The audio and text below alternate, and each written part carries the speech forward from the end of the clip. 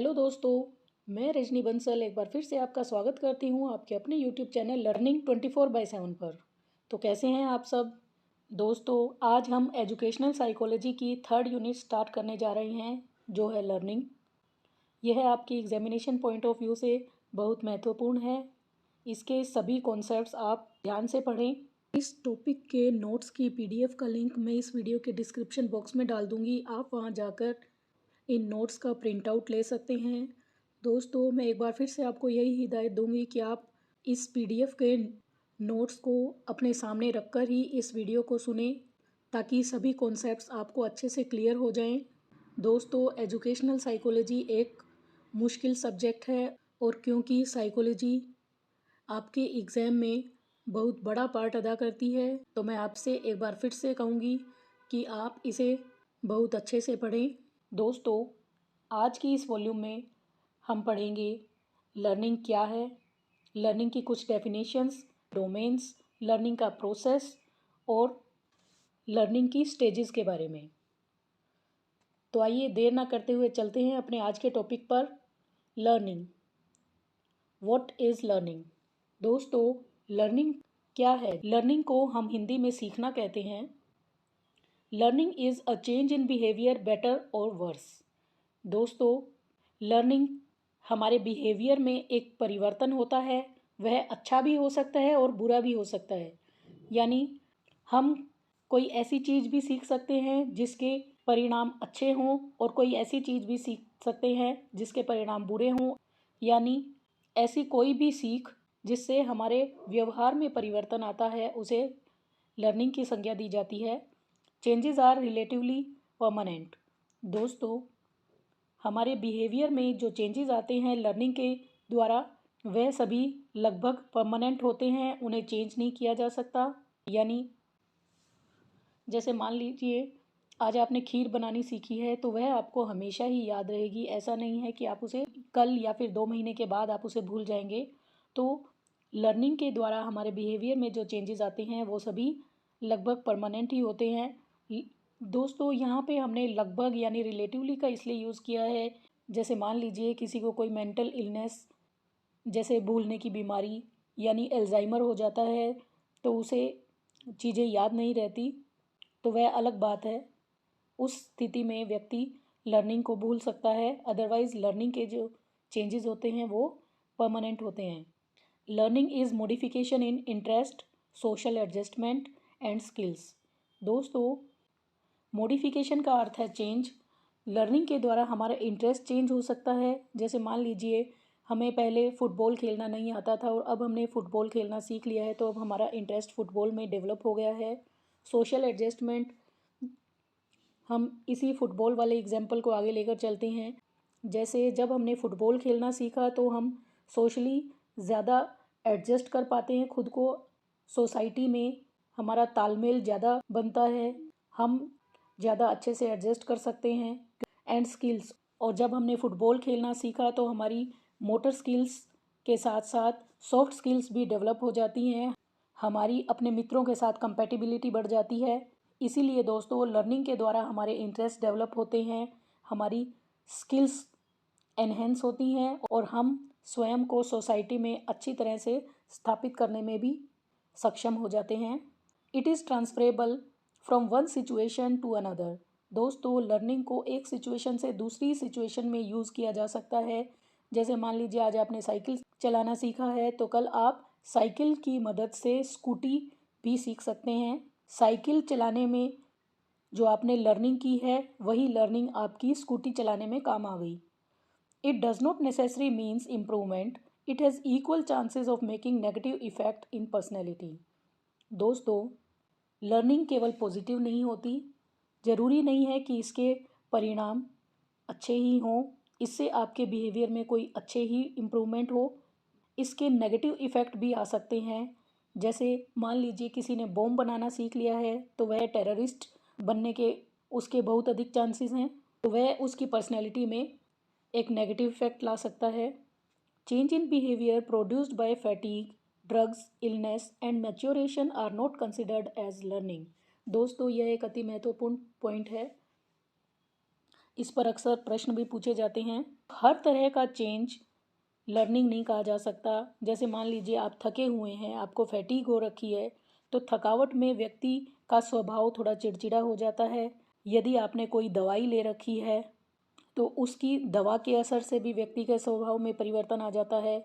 कोई बीमारी है या फिर मैच्योरेशन यानी उम्र बढ़ने के साथ जो व्यवहार में परिवर्तन आता है तो उसे लर्निंग की संज्ञा नहीं दी जा सकती, क्योंकि ये सभी चीज़ें टेम्परेरी होती हैं।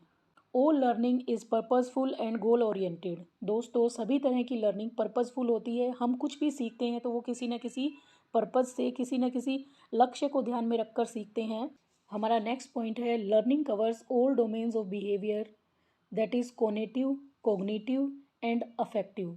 दोस्तों, इस पर भी कई बार प्रश्न बन जाते हैं कि बिहेवियर के कितने डोमेन्स होते हैं। दोस्तों, बिहेवियर के 3 डोमेन्स होते हैं, जिनमें से एक है कॉग्निटिव, दूसरा कोग्निटिव और तीसरा अफेक्टिव। ये आपको ऐसे ही याद करने पड़ेंगे। डोमेन्स का अर्थ है, मान लीजिए यह पूरा हमारा माइंड है, तो इसमें 3 पार्ट बन गए। जो फर्स्ट पार्ट है ये कॉग्निटिव।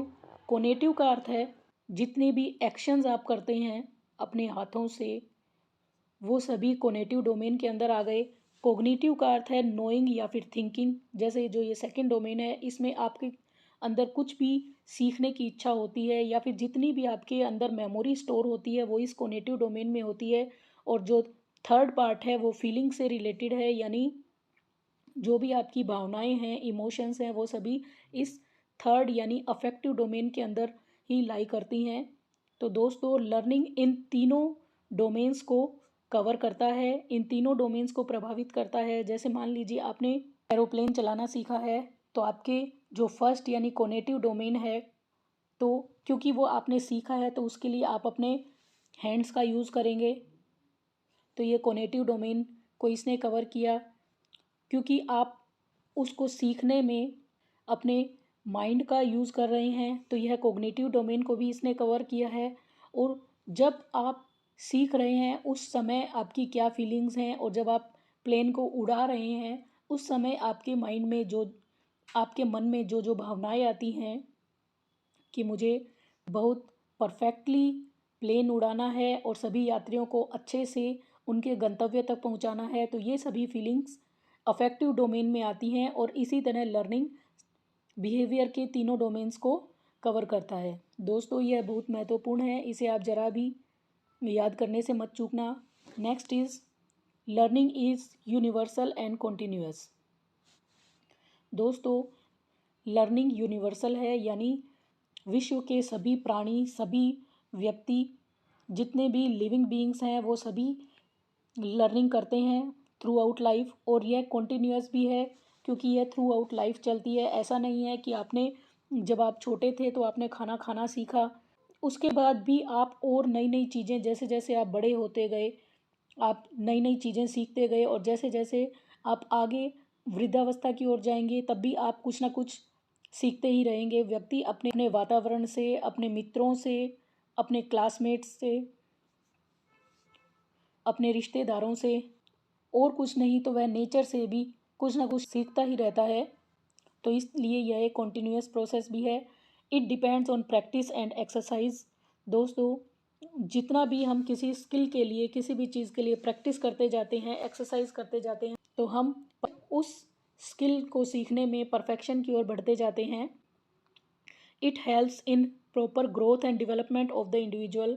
दोस्तों, जिस व्यक्ति की लर्निंग जितनी अधिक होगी, उस व्यक्ति की पर्सनल ग्रोथ और डेवलपमेंट भी उतना ही अधिक होगा। Learning is a product of environment. दोस्तों, यह भी पेपर्स में पूछा जा चुका है कि लर्निंग एनवायरनमेंट का प्रोडक्ट कैसे है। व्यक्ति एनवायरनमेंट की हर चीज़ से कुछ ना कुछ सीख सकता है। जैसे हम सन से भेदभाव न करना सीख सकते हैं, वह सन सभी को समान रूप से रोशनी प्रदान करता है। यहाँ पर एनवायरनमेंट का अर्थ केवल नेचर नहीं है। एनवायरनमेंट का अर्थ हमारे आसपास का जितना भी वातावरण है उसमें सभी व्यक्ति आ गए, सभी वस्तु आ गए, सभी पशु पक्षी जानवर सभी आ गए हैं।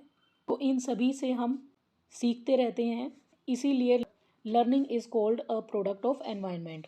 आइए अब चलते हैं लर्निंग की कुछ इंपॉर्टेंट डेफिनेशंस पर। दोस्तों, वैसे तो लर्निंग की 50 से ज़्यादा डेफिनेशंस गिवन हैं, लेकिन उन सभी को यहाँ पे डिस्कस करना संभव नहीं होगा, तो मैं आपके लिए एग्जामिनेशन पॉइंट ऑफ व्यू से जो अति महत्वपूर्ण डेफिनेशंस हैं वही लेकर आई हूँ। आइए चलते हैं स्किनर की डेफिनेशंस पर। दोस्तों, इसने फर्स्ट डेफिनेशन जो दी है वो ये है कि learning is the process of progressive behaviour adaptation. इसने लर्निंग को एक प्रोसेस कहा है जिसके द्वारा व्यक्ति किसी पर्टिकुलर बिहेवियर को अपनाने की ओर बढ़ता जाता है। इसकी जो नेक्स्ट डेफिनेशन है that is learning is not merely the acquisition of facts and skills through mechanised procedure such as repetitive practice. Skinner के अनुसार बार बार प्रैक्टिस करके फैक्ट्स और स्किल्स को कुछ विशेष तरीक़ों से जान लेना ही लर्निंग नहीं है। दोस्तों, इसी तरह बहुत से साइकोलॉजिस्ट ने लर्निंग के ऊपर अपनी अपनी डेफिनेशंस दी हैं। आइए चलते हैं गेट्स एंड अदर्स की डेफिनेशंस पर। Learning is the modification in behaviour to meet environmental requirements. Next is learning is the modification of behaviour through experience and training. दोस्तों, ये सभी डेफिनेशंस आपको इसी तरह याद करनी होंगी। इनमें से किसी डेफिनेशन को याद करते हुए यदि आपको प्रॉब्लम होती है तो आप कमेंट सेक्शन में कमेंट करके मुझसे पूछ सकते हैं, मैं आपको एक्सप्लेन कर दूंगी। यहाँ सभी डेफिनेशंस को एक्सप्लेन करना संभव भी नहीं है और इन्हें क्योंकि क्रैम ही करना पड़ेगा तो आपके लिए भी यही बेहतर है कि आप इन डेफिनेशंस को ऐसे ही पूरा याद करें। दोस्तों, डेफिनेशंस को याद करना बहुत ज़रूरी है। डेफिनेशंस अवश्य पूछी जाती हैं इस पेपर में। आइए देखते हैं ई.ए. पील क्या कहते हैं लर्निंग के बारे में। Learning is a change in the individual following upon the changes in the environment. M.L. Bigge के अनुसार learning may be considered as a change in insights, behaviour, perception, motivation और a combination of these. J.F. Travers के अनुसार learning is a process that results in the modification of behaviour. दोस्तों, domains of behaviour मैं आपको पहले ही बता चुकी हूँ। आइए चलते हैं प्रोसेस ऑफ लर्निंग पर। दोस्तों, the process of learning is carried out via following steps.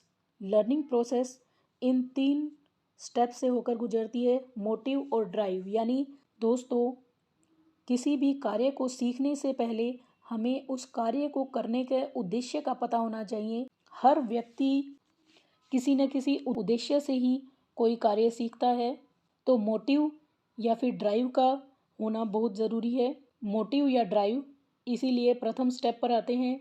Next is गोल, हमारा कोई ना कोई लक्ष्य अवश्य होता है। दोस्तों, पहले हम किसी भी कार्य को करने से पहले उसका उद्देश्य निर्धारित करते हैं, उसके बाद हम एक लक्ष्य स्थापित करते हैं कि हमें यह कार्य करना है।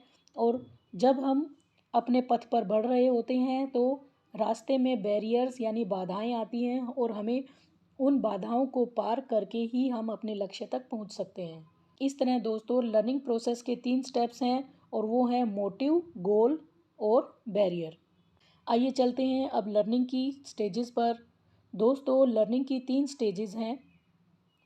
First is acquisition, second is retention and third is recall. यानी दोस्तों, एक्विजिशन का अर्थ है कि आपको पहले इस चीज़ की पहचान होनी चाहिए कि हम क्या सीखने जा रहे हैं, यानी हमें यह तो पता होना ही चाहिए कि हम क्या सीख रहे हैं। जैसे मान लीजिए मैं एडिशन के सम सीख रही हूँ, तो मुझे सीखने से पहले यह पता होता है कि जब मैं ऐड करना सीख लूँगी तो मैं इस तरह के बड़े बड़े सम्स को भी सोल्व कर पाऊँगी।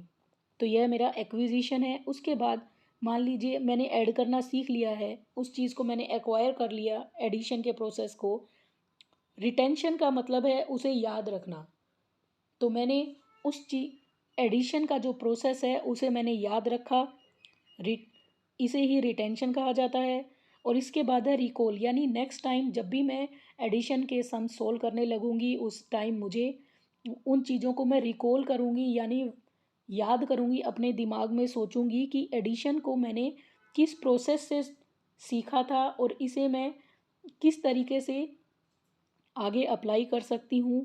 यही कहलाता है रिकॉल। तो इस तरह दोस्तों आज हमने लर्निंग की कैरेक्टरिस्टिक्स, लर्निंग की डेफिनीशंस, लर्निंग के डोमेन्स, प्रोसेस और स्टेजेस को किया है। आशा करती हूँ आपको यह वीडियो पसंद आया होगा, और आपको यदि यह वीडियो पसंद आया है तो आप प्लीज़ मेरे इस वीडियो को लाइक कीजिए, इस पे कमेंट कीजिए, इसे शेयर कीजिए।